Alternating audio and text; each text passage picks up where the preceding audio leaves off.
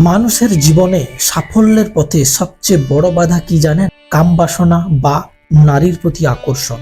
এই আকর্ষণ আমাদের মনকে বিচলিত করে, আমাদের মনোযোগকে বিভ্রান্ত করে এবং আমাদের সঠিক পথে চলতে বাধা দেয়।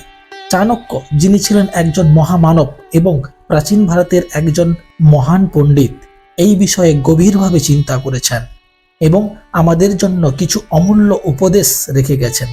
তিনি তার অর্থশাস্ত্রে বলেছেন, কামবাসনা হলো মানুষের জীবনে একটি অন্যতম শক্তি বা প্রভাবশালী অনুভূতি, যা মানুষকে সঠিক পথ থেকে বিচ্যুত করতে পারে।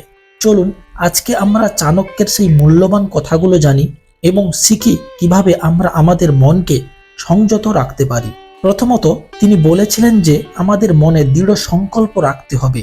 যখন আমাদের মনে সঠিক এবং ন্যায়বান লক্ষ্য থাকবে, তখন আমাদের মন অন্য কোনো আকর্ষণে প্রলুব্ধ হবে না। চাণক্য আরো বলেন, যখন মানুষ তার মনে সৎকর্ম এবং ধর্মের অনুশীলন করবে, তখন তার মন কামবাসনার প্রতি অরুচি লাভ করবে। দ্বিতীয়ত, চাণক্য বলেছেন যে সঙ্গম হলো কামবাসনা থেকে মুক্ত থাকার মূল চাবিকাঠি। যখন আমরা আমাদের ইন্দ্রিয়গুলোকে নিয়ন্ত্রণ করতে শিখি, তখন আমরা আমাদের মনকে শান্ত রাখতে পারি এবং সঠিক পথে চলতে পারি। এর জন্য তিনি পরামর্শ দিয়েছেন যে আমাদের নিয়মিত ধ্যান ও যোগব্যায়াম করতে হবে, যা আমাদের মনকে শান্ত ও স্থির রাখতে সাহায্য করবে। 3 নম্বরে পয়েন্টে চাণক্য আরো উল্লেখ করেছেন যে নৈতিক শিক্ষা মানুষের মনকে সঠিক পথে পরিচালিত করতে সাহায্য করে। তিনি বলেন, নৈতিক শিক্ষা মানুষের মনকে পরিশুদ্ধ করে এবং তাকে সৎ ও ধর্মপরায়ণ করে তোলে। এর জন্য আমাদের উচিত নৈতিক শিক্ষার উপর গুরুত্ব দেওয়া। অবশেষে চাণক্য বলেছেন যে সমাজ ও এই ক্ষেত্রে একই গুরুত্বপূর্ণ ভূমিকা পালন করে। যখন সমাজ একটি সুস্থ এবং নৈতিক পরিবেশ তৈরি করে, তখন মানুষ সঠিক পথে চলতে উৎসাহিত হয়। এর জন্য আমাদের উচিত একটি সৎ এবং নৈতিক সমাজ গড়ে তোলার জন্য সক্রিয়ভাবে কাজ করা।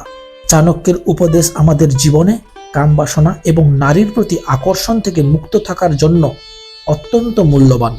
তার উপদেশগুলি আমাদের মনকে সংযত রাখতে এবং সাফল্যের পথে চলতে সাহায্য করতে পারে। তাই আসুন আমরা তার কথাগুলি মনে রেখে আমাদের জীবনে প্রয়োগ করি এবং একটি সৎ, নৈতিক এবং সাফল্যময় জীবনযাপন করি।